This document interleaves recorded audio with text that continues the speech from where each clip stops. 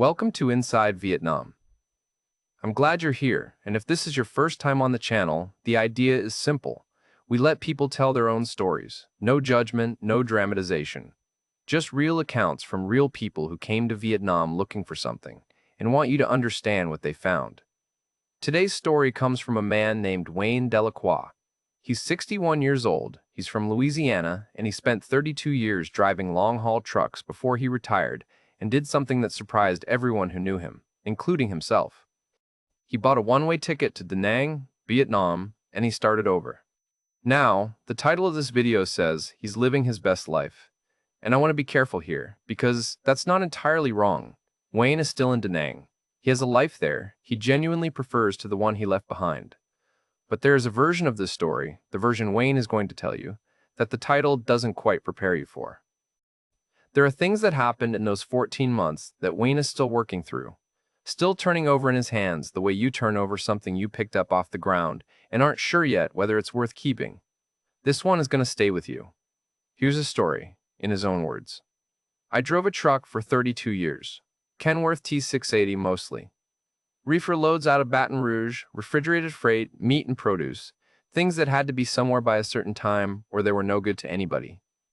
I'd run I-10 west to Houston, east to Pensacola, sometimes up I-55, all the way to Chicago.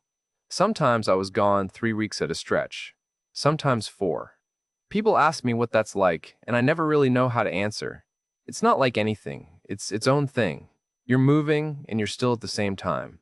There's the cab, which is maybe the size of a large closet, and then there's everything outside the windshield, which is the whole country.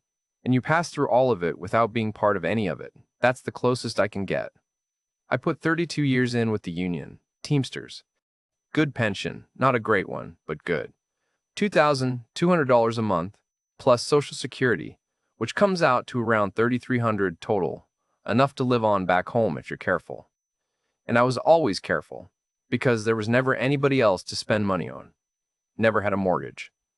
Rented my whole life, which people in Louisiana look at you sideways about. But when you're gone 3 weeks out of 4, what's the point of a lawn you never mow? I retired in 2022. I was 60. You put in enough years, they let you out early, and I had the years. And then I went home, which in my case was a one-bedroom apartment in Baton Rouge, second floor of a complex off Airline Highway. And I sat down, and it was quiet, and I turned the television on. I wasn't watching it. I want to be clear about that.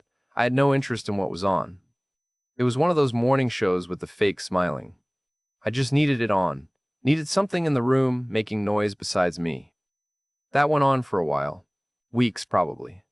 I'd get up, make coffee, turn the TV on, sit in the chair by the window, watch the parking lot, go to the grocery store, come back.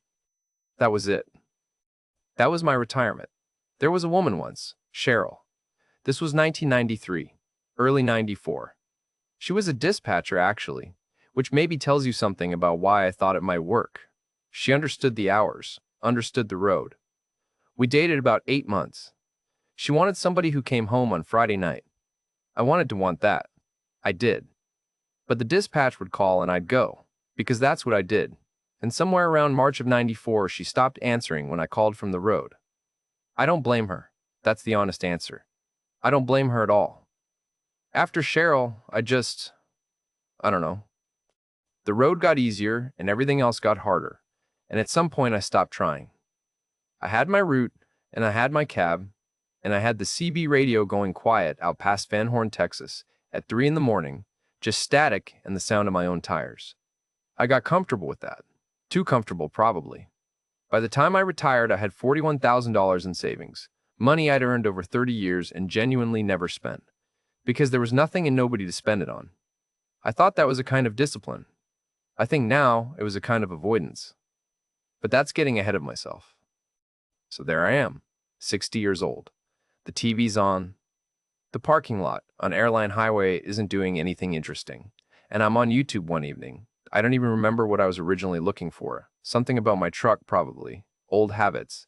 And the algorithm does that thing. It does, or it starts showing you a door you didn't know was there. Guys my age. Sitting on plastic stools on a sidewalk somewhere in Asia, eating a bowl of something, looking, and this is the only word I have for it, looking present. like they were actually in the place they were in. 62-year-old man from Ohio eating noodles in Vietnam at 7 in the morning and smiling like he'd just figured something out. I watched maybe 20 of those videos that first night. Then I watched 20 more the next night. And the night after that. The channel I kept coming back to was a fella from Michigan who'd been in Da Nang about 3 years. He wasn't selling anything, which I appreciated. He wasn't telling you it was paradise. He'd just walk around and show you things.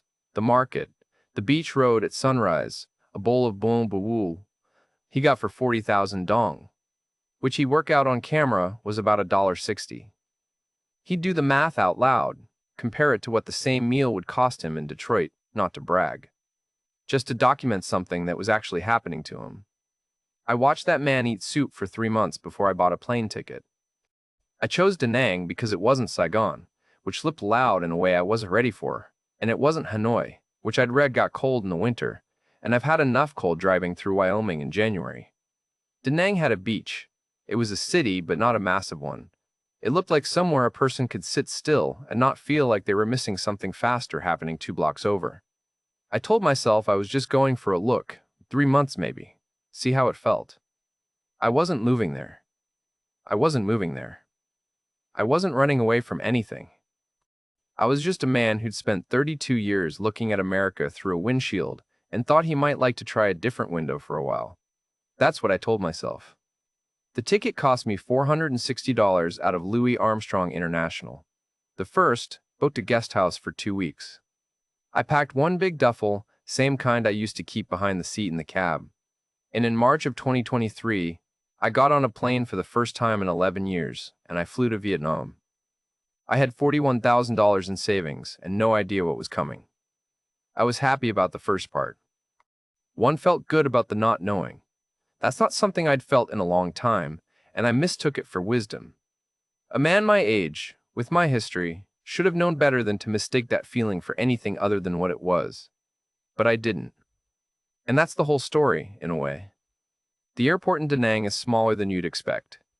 I came out of arrivals, and there was this wall of people, drivers holding signs, families waiting, a couple of tuk-tuk guys who looked me up and down and clocked immediately that I had no idea where I was going.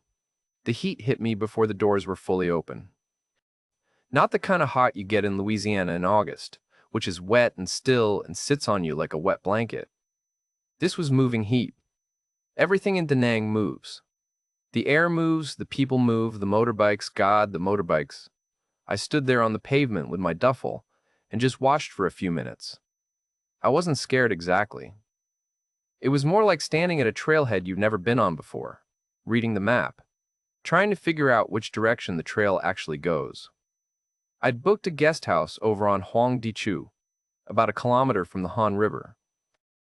Little place, family run, $50 a night, which felt like a lot until I realized what $50 actually bought you. Clean room, ceiling fan, a woman downstairs who brought me a thermos of hot water every morning without being asked.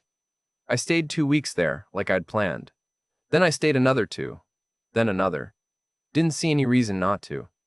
The first thing I learned was how to cross the street. This sounds small. It is not small. It is not small.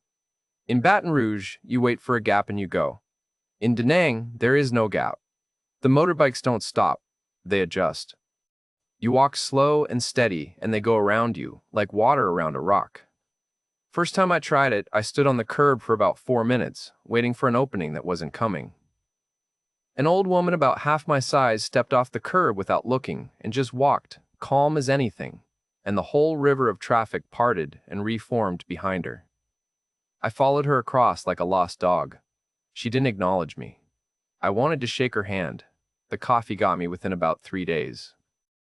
There's a particular kind of Vietnamese iced coffee, ca, pha, swa, that is nothing like what we mean when we say iced coffee back home.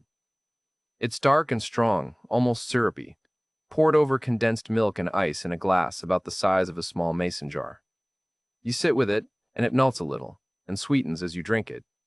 And by the time you're halfway through, you understand why people sit on plastic stools on the sidewalk for an hour doing nothing else. There's nothing else that needs doing.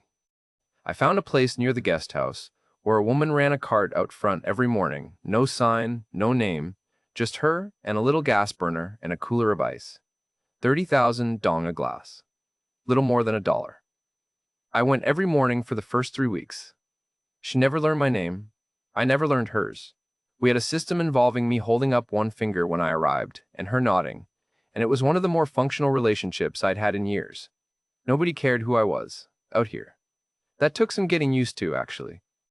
In Baton Rouge, in the places I used to go, the diner on Airline, the parts store out on Florida Boulevard, people knew me, not well, but enough. Wayne, the truck driver, 32 years. That meant something in a small way. Here, it meant nothing. Because nobody knew what a Kenworth was, and nobody cared, and the 32 years were just years, the same as anybody else's.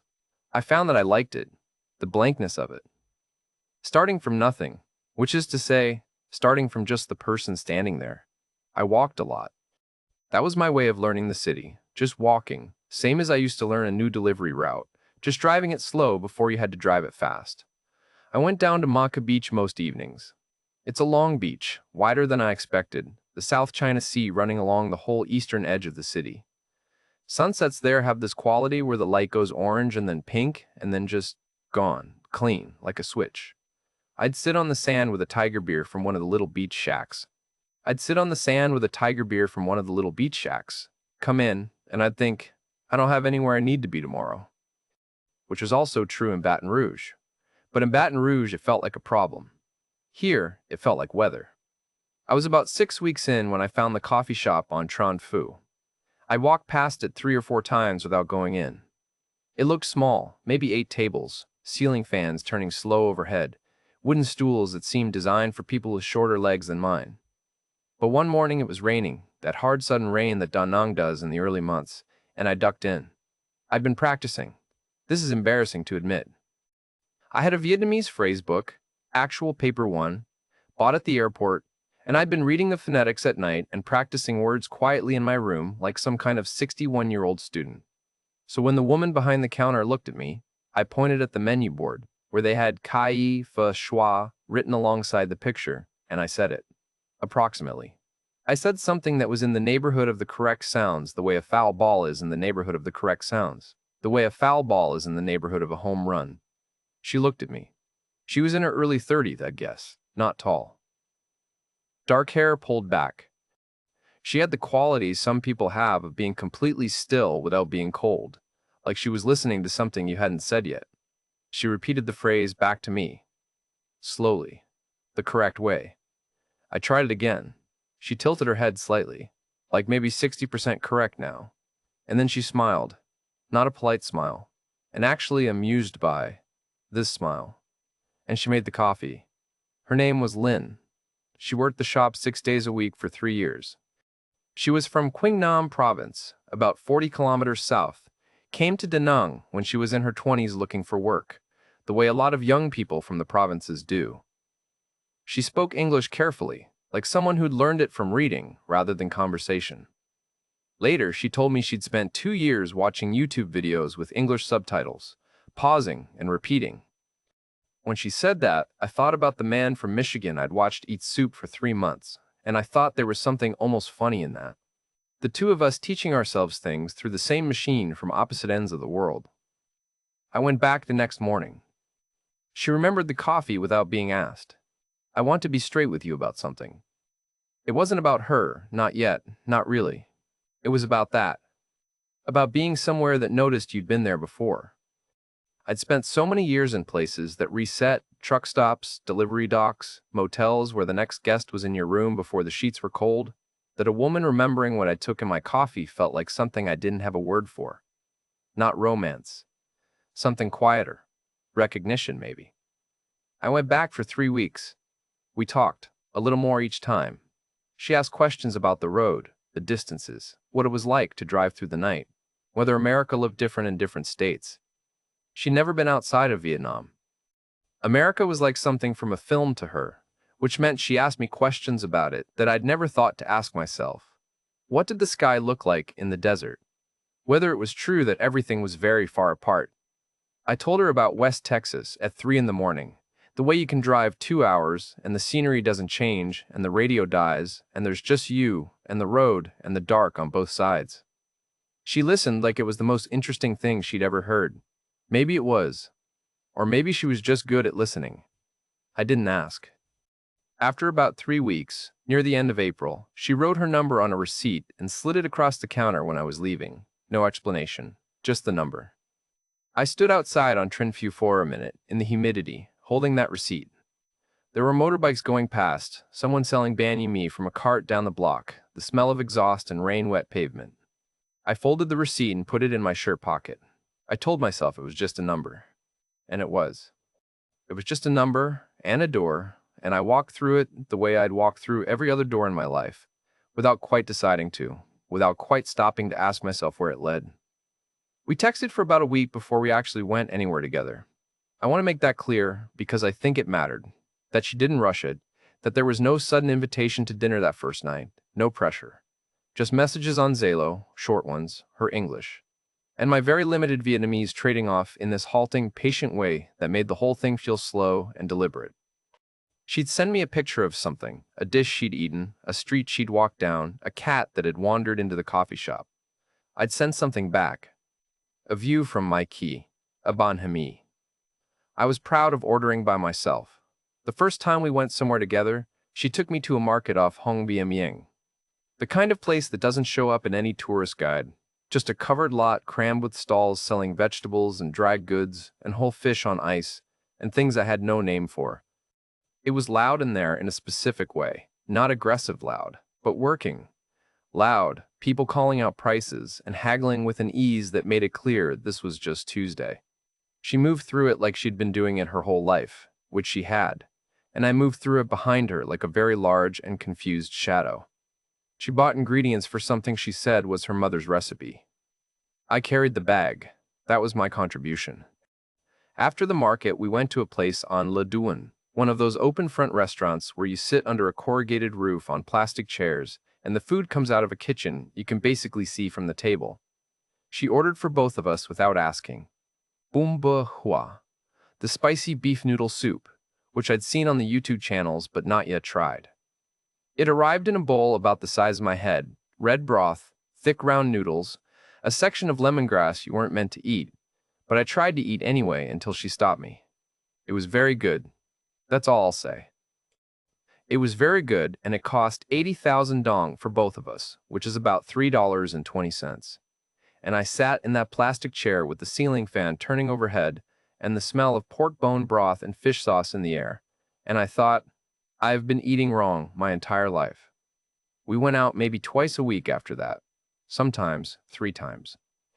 She knew the city in a way that took me places I wouldn't have found on my own, a pho spot down a hum, one of those narrow alleys where you had to duck your head going in and the tables were practically touching, or the stretch of small restaurants near the Sun Trao Peninsula where the fishing families sold whatever had come in that morning. I'd spent my whole working life passing through places. She gave me a reason to stop and actually look at one. Around month 3, I moved out of the guest house. It was a practical decision. I was going to be in Da Nang past my original 3 months. I'd already extended my tourist visa once through an agent, which you can do, and was looking at doing it again, and the guest house rate made less sense the longer I stayed. Lynn helped me find an apartment on a side street off Train Phu, about a 10-minute walk from the coffee shop. 2 rooms, tiled floors, a balcony where I could sit in the evening. 8 million dong a month. 8 million dong a month. About $320. In Baton Rouge, I was paying $900 for the place on Airline Highway. She negotiated the lease for me because my Vietnamese was still approximately useless for anything requiring more than a coffee order, and she spent 45 minutes going back and forth with the landlord in a way I could follow none of, but which ended with a number I was happy with. I thought about that afterward. The usefulness of her. I don't mean that in a cold way. I mean I noticed it, and it felt good, and I didn't examine why that was. Didn't ask myself what it meant that being needed was the same feeling to me as being wanted. She still hadn't asked me for anything. I want to make sure that's clear, because it matters to the rest of what I'm going to tell you. We'd been spending time together for 2 months by this point, and she had not asked me for a single thing. Not dinner, she'd offered to split it more than once, and I'd waved her off because I was a 61-year-old man from Louisiana, and that's not something I was going to do. but the initiative was always mine. I paid for things because that's what I understood men to do, not because she'd engineered it. I was covering maybe $200, $250 a month on meals and outings, and the occasional grab ride when the weather was bad. Nothing dramatic, just the cost of being somewhere with another person. Then in month 4, her mother got sick. Not seriously sick, I want to be clear about that too. A blood pressure thing, some chest tightness that needed tests, needed medication. Her mother was in Quingnam, about 40 kilometers south, and Lynn was on the phone with her family when I came back to the apartment one evening. She wasn't performing distress. That's the thing I keep coming back to when I try to be honest about this. She was just upset, the way anybody would be, sitting at the kitchen table with her phone, and that expression people get when they're listening to bad news from someone they love. She wasn't going to ask me. I could see that. She finished the call and told me about it in the careful way she explained things, filling in vocabulary as she went, and she said the test would be 12 million dong, about $480. She said she was going to figure it out. She said her brother might be able to help. I said I'd cover it. She said no, she couldn't. I said I wanted to. She was quiet for a moment, and then she said thank you in the particular way she had of saying it, not the automatic kind, but something that seemed to take a second to arrive, like she'd had to find it. I transferred the money that night. I'm not going to tell you that felt like a scam. It didn't. It felt like the right thing to do. Because a woman I cared about had a problem, and I had the means to solve it, and that is what you do when that situation arises. I'd just spent 30 years not being in that situation. It felt, if I'm being straight about it, like something I'd been waiting to do. About 6 weeks later, her younger brother Min needed help with his motorbike. He used it for delivery work, running parcels, packages, the kind of gig economy stuff that's everywhere in Da Nang, and the engine had given out. 15 million dong to repair it, about $600.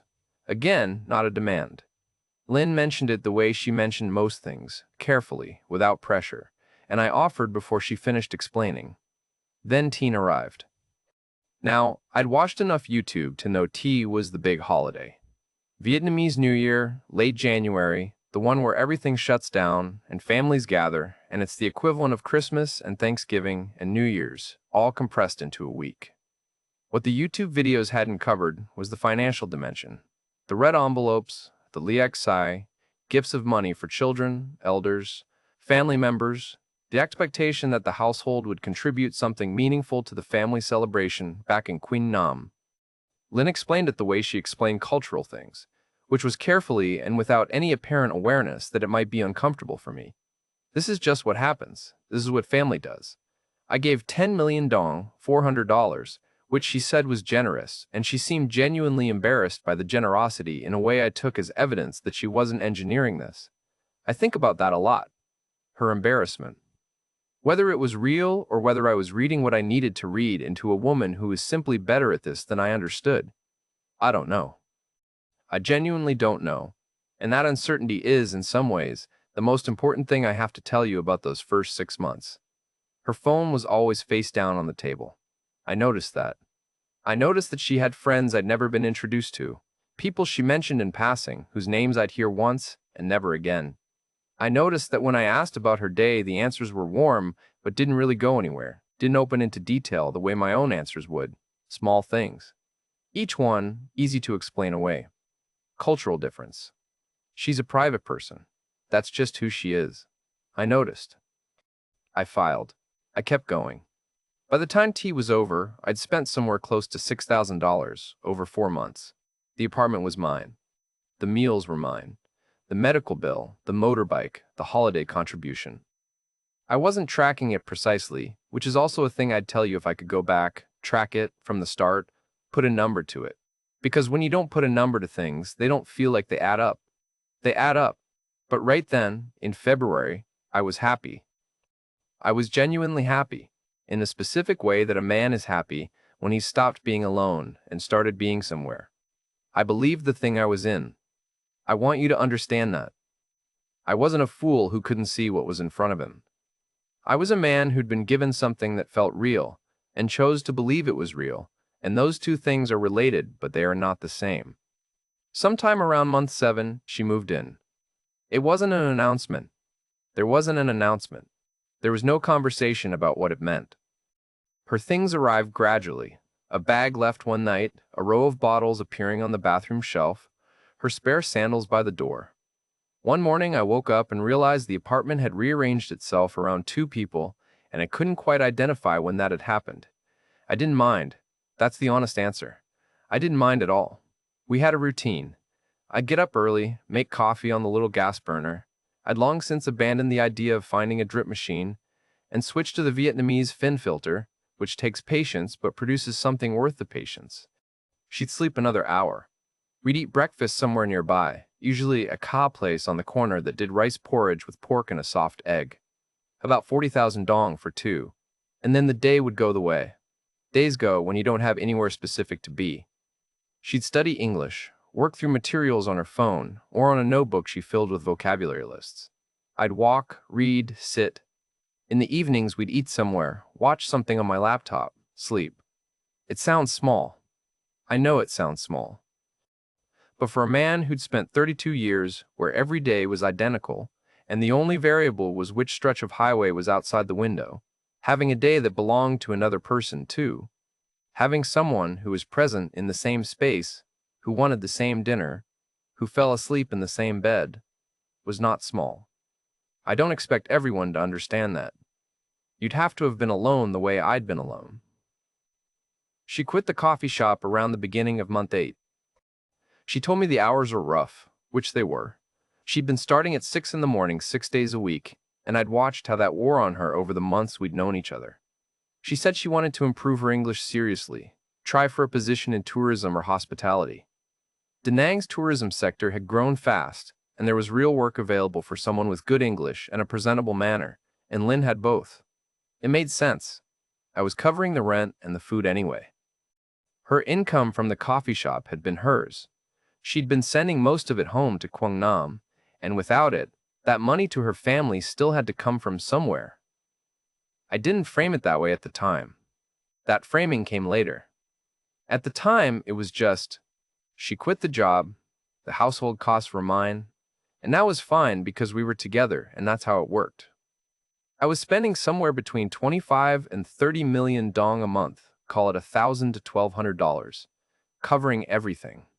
Rent, food, utilities, the internet connection, whatever we needed. On my pension and Social Security, that was manageable. Tight, but manageable. I still had most of my savings intact. The family requests had settled into a kind of rhythm by then. Not a predictable one, that's not quite right. More like the intervals between them had shortened, and the amounts had grown with the relationship, the way that makes sense once you understand how these things work. In Vietnamese families, the daughter who is with a foreigner, especially a Western man of a certain age, is understood by the family to have access to resources. That's not malicious, it's just arithmetic. They look at the situation and they calculate what's possible, and then the possible becomes the expected. I didn't understand this fully at the time. I understand it now. The younger sister, Lynn, was at university in Da Nang. Her semester fees came up in September 25 million dong, which works out to about $1,000.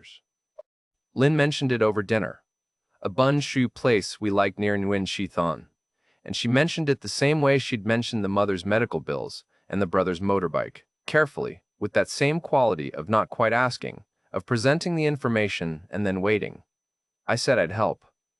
She looked at me with the expression I'd decided meant genuine gratitude complicated by genuine discomfort, and I transferred the money.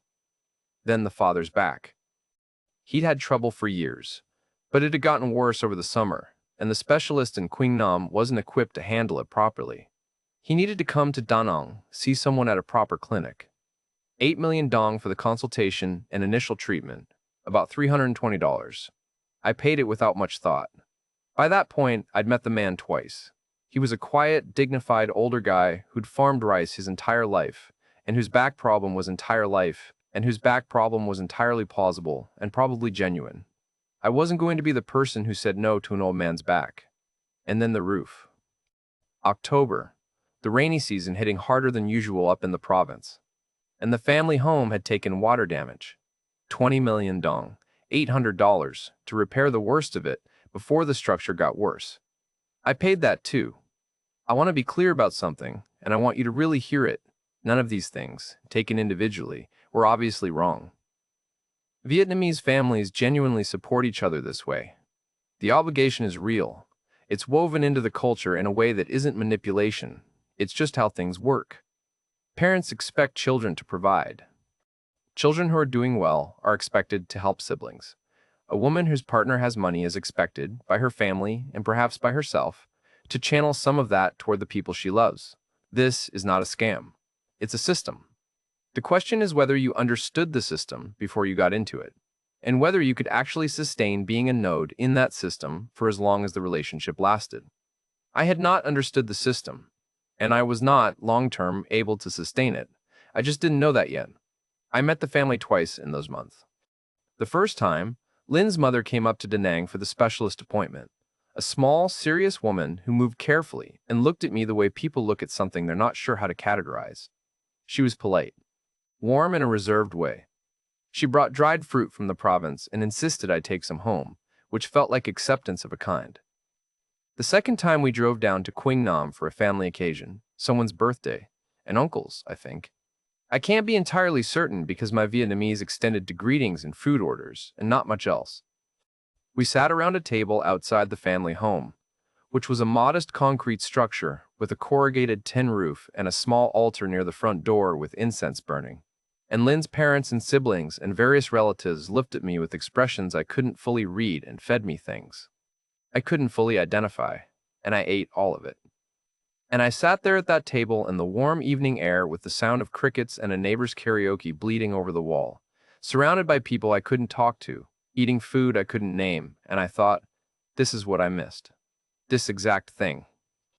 A table that had people around it, and food on it, and noise, and other lives pressing in on all sides. I had driven away from this possibility every time the dispatch called for 32 years, and here it was, in a village in Quang Nam province. And all it had taken was flying 12,000 miles to find it. I think about that moment a lot. What I was feeling, and whether it was real, and whether Lynn, sitting beside me at that table, was feeling something too. I think she was. I don't think the whole thing was theater. But feeling something genuine doesn't mean everything that follows is honest, and that's a distinction I wasn't making then. One evening around month 9, I came back to the apartment earlier than expected. I'd gone for a walk and turned back when it started to rain. Lynn was in the kitchen on the phone, speaking quickly in Vietnamese, and when I came through the door, she ended the call. Not abruptly. Just, conversation finished, phone down. A smooth transition that could mean anything. She said it was her sister. I didn't ask which one. I'd started to notice that she had 2 sisters, and they each seemed to require a lot of phone time, and also that she had never, in 7 months of living together, introduced me to a single Vietnamese friend. Family only, no friends. I noticed this in the same way I noticed the phone, always being face down when we sat at restaurants. I filed it, I kept driving. By the end of October, my savings were down by somewhere around $18,000 from where I'd started. The pension was handling the monthly costs mostly fine. But the $18,000 had come out of the 41 I'd arrived with, and I was at 23, and I knew this even if I wasn't looking at the number directly. Then one evening in late October, Lynn sat down across from me at the kitchen table with the posture she had when she was about to say something she'd been carrying for a while. She said her parents' house needed more than a roof repair. She didn't ask me outright. I want to be precise about that because the way it happened matters. She described it. She sat across from that kitchen table and described the house the way you describe a problem you don't know how to solve. The foundation, the rainy season water getting into the walls, the way her father's health made it harder for him to manage the place. The fact that her parents were getting older and the house was getting worse and the 2 things were moving toward each other. She said she didn't know what they were going to do. That was it. That was the whole conversation, the first time. I said I'd think about it. She nodded like that was a reasonable answer, which it was, and she made tea, and we watched something on the laptop, and the subject sat between us for a few days, like a piece of furniture we were both navigating around. The figure, when it finally came up specifically, was 100 dong, about $7,200, for a full renovation, new roof, foundation work, the walls, a proper bathroom to replace the outdoor one her parents had been using for 40 years. $7,200. I had $23,000 left in savings. I did that math without meaning to. I spent 3 weeks thinking about it. I'm not going to pretend that's a long time, because in the context of what I know now, it wasn't long enough. But it felt long at the time. I went back and forth in the way that I go back and forth about things, which is mostly silently, in my own head, walking along the coast road out towards Centrai in the early morning, when the fishing boats are coming in and the air smells like salt and diesel, and whatever the vendors are frying at the little carts that set up near the beach road. Here is what I told myself during those 3 weeks. I told myself the house was real, and it was. I'd seen it, sat outside it at the family dinner, watched the water stains on the ceiling. I told myself that her parents were real people who had worked their whole lives on 40 kilometers of farmland, and whose house was genuinely deteriorating. That was true too. I told myself that this was what it meant to be with someone, that their problems were your problems, and that you didn't measure what you gave against what you might get back, because that's not what love is.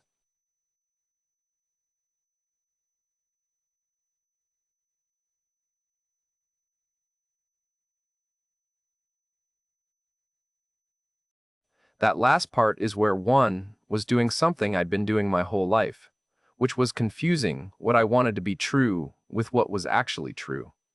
I'd spent 32 years not building anything with anyone, not a house, not a family, not anything that had another person's name on it alongside mine. And here was a chance to build something, not in my name, because foreigners can't own land in Vietnam, that's just the law, but attached to people I was connected to, which felt close enough.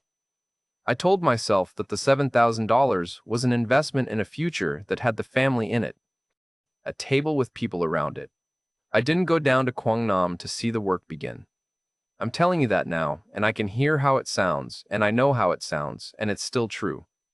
I transferred 180 million dong to Lynn's account on a Tuesday morning in November, and I did not get in a car and drive 40 kilometers to watch a single shovel go into the ground. I told myself I trusted her, which I did. The not going was also something else. A man who'd spent his whole life not examining things too closely, not wanting to know what happened when you looked at them directly. I should have gone. That's all I'll say about that. After the transfer, the savings were at about $15,800. Between that and the monthly expenses I'd been carrying, the total I'd spent over 11 months came out somewhere around $30,000. The pension was fine. The savings were not fine. And then nothing happened, for a while. That's the strange part. 1,500 expected. I don't know what I'd expected. Some kind of shift. Lynn thanked me the way she always thanked me, with that quality of having to find it, and life continued. We had our routine. The mornings, the ka place, the evenings, but something had changed in the texture of it. I noticed maybe 3 or 4 weeks after the transfer that the conversations had thinned. Not stopped, she was still there, still present in the practical sense. But there was less of her in the room than there had been. The way she'd sometimes lean across the table when I was talking and ask a question she was genuinely curious about, that started happening less. She began spending a couple of nights a week at her older sister's apartment on the other side of the city, helping with the new baby. Perfectly reasonable. I said it was fine. You know how sometimes on a long haul you feel the load shift before you hear anything? It's not a sound, it's just a change in the way the truck sits underneath you. A difference in how the weight is distributed that your body registers before your brain does. You don't know what it means yet. You just know something's different. That's what it felt like. I knew something. I didn't know what. There was an afternoon in December when I picked up her phone by accident. She'd left it on the kitchen counter, and mine was charging, and I grabbed the wrong one. It lit up when I touched the screen. A Zalo message, and above the message, a name. Dan. A man's name. I don't know a Than. I set the phone down and went and got my own phone and didn't say anything. I think about that moment sometimes. Whether the right thing was to ask. Whether asking would have changed anything that happened after. I don't think it would have, but I didn't ask. Partly because I didn't want to have the conversation, and partly because asking would have meant admitting I'd seen it, and admitting I'd seen it would have meant I'd have to do something with the answer. We went down to Quang Nam in January to see the progress on the renovation. I'd been looking forward to it in a quiet way, Wanted to see the thing I'd paid for taking shape. We drove down on a Sunday, her on her motorbike and me on the grab, met at the house. The work was there. I want to be fair about that. There was new cement on parts of the foundation and some framing on the roof structure that hadn't been there before. But for $7,200 and 2 months, what I expected to see and what I saw were not the same. Lynn said the contractors had run into complications. Material costs had gone up. The rainy season had slowed things. All plausible. I nodded. I didn't ask for a breakdown of what had been spent. I should have. I didn't. We drove back to Deepening that afternoon. Lynn's younger sister, Hoa, rode up with us. She'd been visiting the family for a few days and was coming back to stay with friends in the city for a week. I'd met Hoa a couple of times before.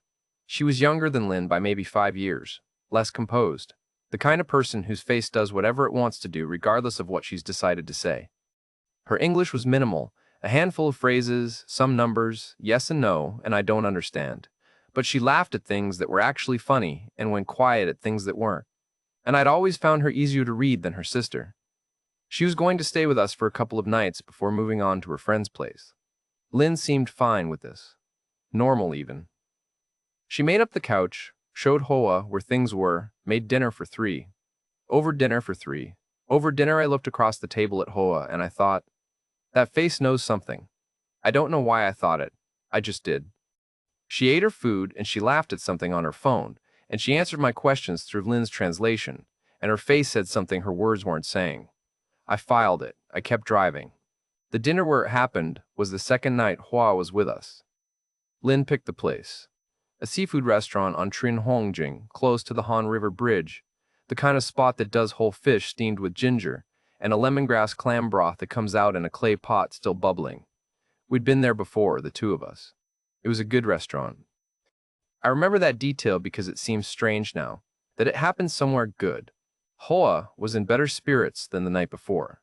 She'd been to see her friends during the day, and she came back to the apartment with that particular energy of someone who's been talking about things they can't talk about at home.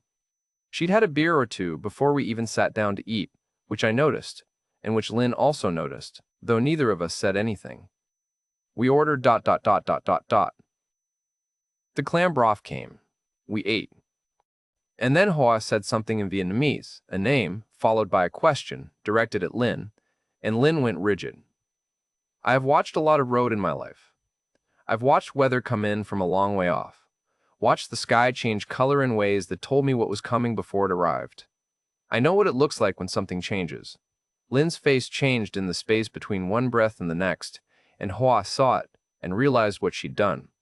The name was Than Han, the same name from the Zalo screen 2 months earlier. Hoa said something else, shorter, what sounded like an apology or a backtrack, and Lynn responded in a voice that was completely level and completely controlled. And then she looked at me and said something about the fish, and I said something back about the fish, and we finished the meal. All 3 of us. Finished the whole meal. Paid the bill. Walked back along the river. I didn't say anything that night. Hoa went to sleep on the couch. Lynn and I went to bed. I lay there in the dark for a long time listening to the motorbikes outside and a karaoke place somewhere down the block, working through something with a lot of reverb. And I thought about the name, and the Zalo screen, and the renovation, and the phone always face down. And I did the thing I'd been doing in a truck cab for 32 years, which was to take a problem that didn't have a shape yet, and sit with it until it did. In the morning, Lynn said she had to help her sister with the baby, and she'd be back in the afternoon. She left. Hoa was still asleep. I made coffee. Sat on the balcony. Watched the street below, the motorbikes, a woman selling banh mi from a cart, a man on a bicycle with a tower of styrofoam boxes strapped to the back. The city doing what cities do. I went back through 14 months the way you audit a logbook. Carefully, without rushing. The phone. The call that ended when I came in.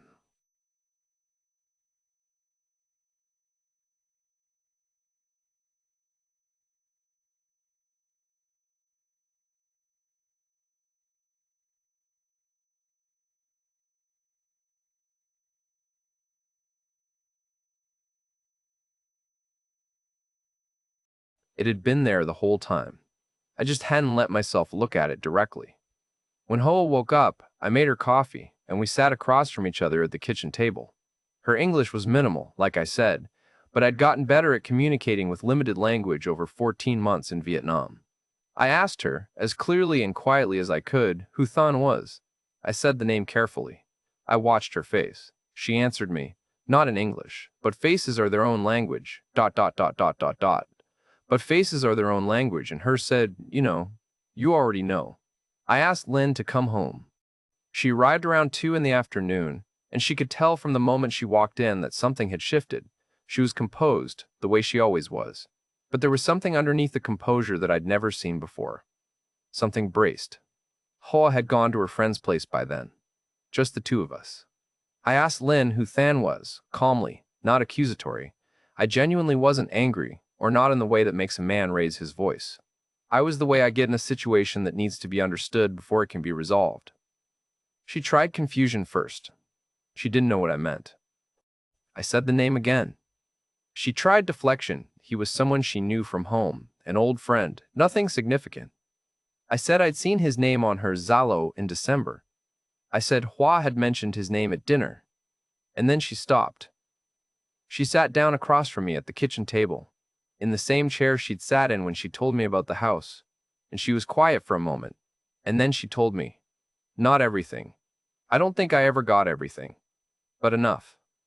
There was a man in Quang Nam, Thon. He was from the province, the family knew him, his family knew her family, the kind of connection that's been there since before either of them was born.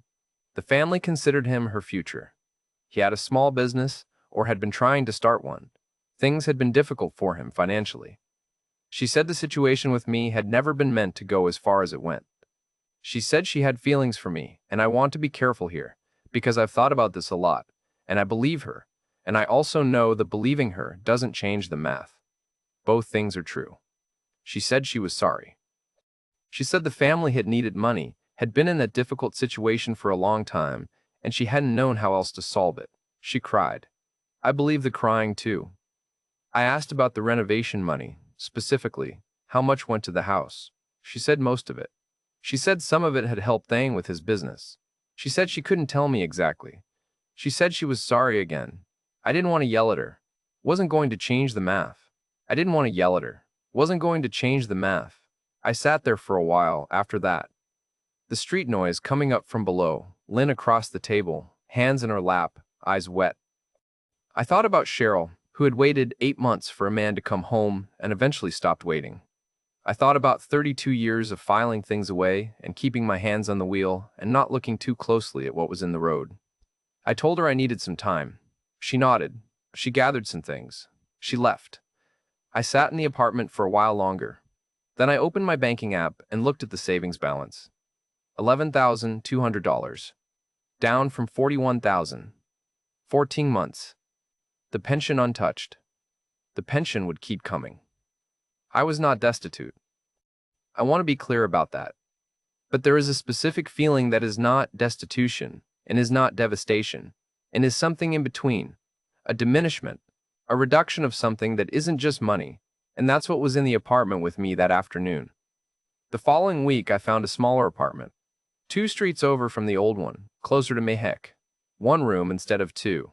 6 million dong a month. $240. I moved my duffel, my laptop, the fin filter, left everything else. I did not go back to the coffee shop on Trenfu. The city looked different for a while after that. Not worse exactly. Just not a discovery anymore. A place I lived, which is a different thing entirely. The first month in the small apartment was the worst stretch of my time in Vietnam. I want to be accurate about that. It was also, and I'm not proud of the math here, but it's true, still better than Baton Rouge in February with the parking lot outside and the television on for company. That's not a comfortable thing to admit. It's just an accurate one. I didn't do much. Walked. Made coffee on the fin filter every morning, sat on the little balcony that looked out over a concrete wall and a tangle of power lines, and the back end of somebody's motorbike repair shop. Ate at the cha place on the corner by myself. Went to McKay in the evenings and sat on the sand without a beer, because I didn't want to sit in a beach shack and have someone ask me how I was doing. I wasn't ready for that question. I thought about going home. More than once. Seriously considered it. Looked at flights. Did the math on what Baton Rouge would cost. What I'd have to explain to anyone who asked where I'd been for 2 years. I decided against it not because Da Nang was better right then, but because going home would have felt like confirmation of something I wasn't ready to confirm. There's a bar on Lei Lei Chi, about 4 blocks from my new apartment, run by a Vietnamese guy who'd worked in Australia for a decade and came back. He kept a small chalkboard outside with the day's tiger price and the Wi-Fi password, and a handful of wooden tables on the pavement where people sat on Tuesday nights, expats mostly, mixed ages, mixed stories. I'd walked past it several times before I went in. I started going on Tuesdays. Didn't talk much at first. That's my nature anyway. I sat and I listened, which is how I've always learned things. And over several weeks I got a picture of who was who. There was a retired British teacher who'd been in Da Nang for 6 years and had the serene quality of a man who'd worked through everything and come out the other side with no strong opinions left. There was an American from Oregon who was 3 months into something with a woman downtown and was telling everyone it was different. And I sat there and I listened to him and I thought, I know how that feels. I didn't say anything. And there was an older Australian man named Gary who'd been there 11 years, who had a Vietnamese wife and a kid in primary school and a guest house he ran out near Central, and who had the particular patience of someone who's heard every version of every story before and still thinks each one is worth hearing. I told my story to the group on Tuesday, about 6 weeks after I started going. Not the whole thing, the outline. Enough.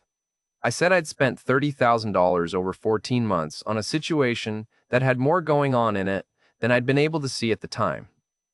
Gary listened to the whole thing without interrupting. When I was done, he said, "Mate, she sounds like she actually liked you." Which is more than most of us got. I've thought about that a lot. Whether it's true. I think it is. Partly.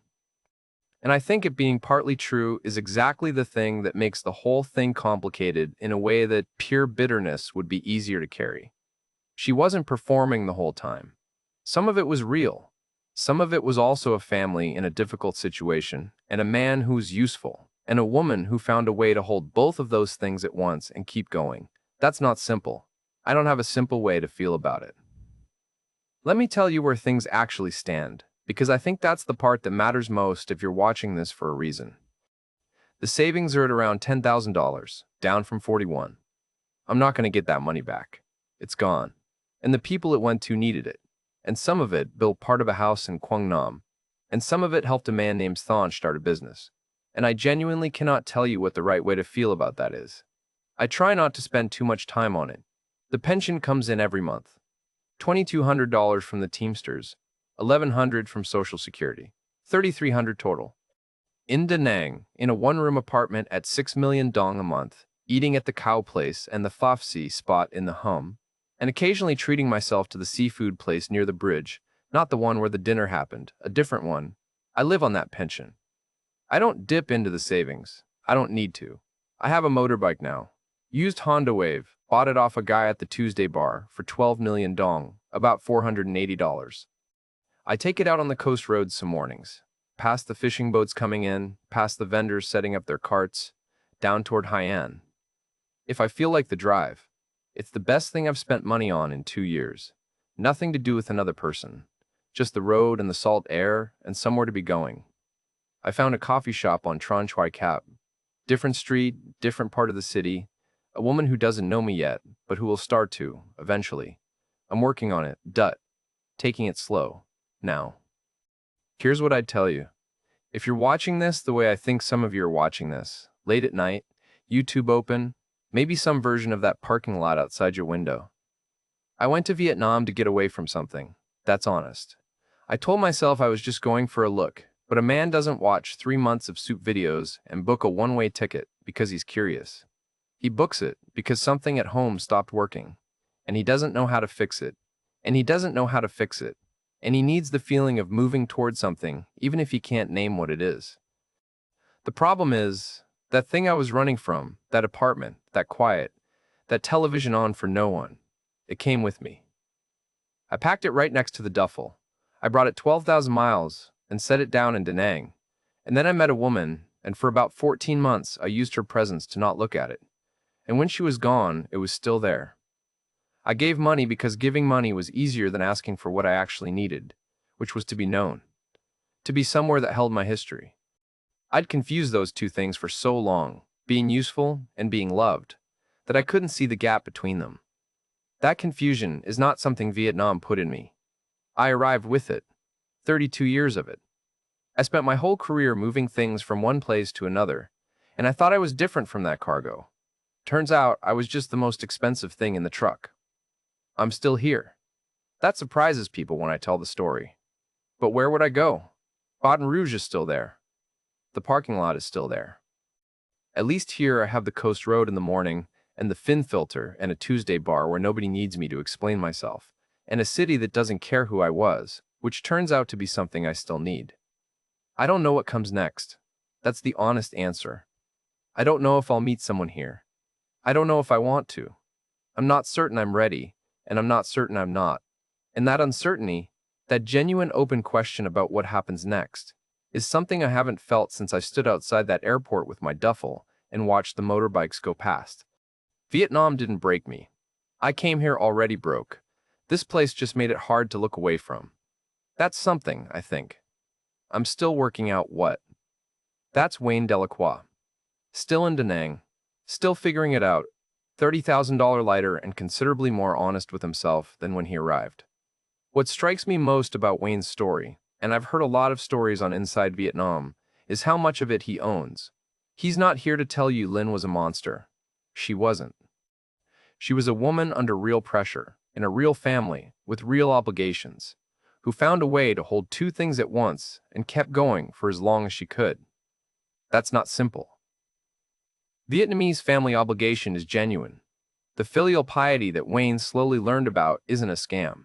It's a cultural reality that Western men almost universally underestimate until they're inside it. But here's what Wayne's story is actually about, underneath all of that.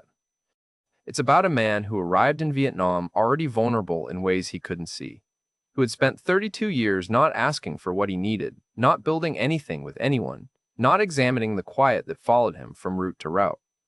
And then he arrived somewhere that felt like an answer, and he gave everything he had to that feeling before he'd looked at it clearly.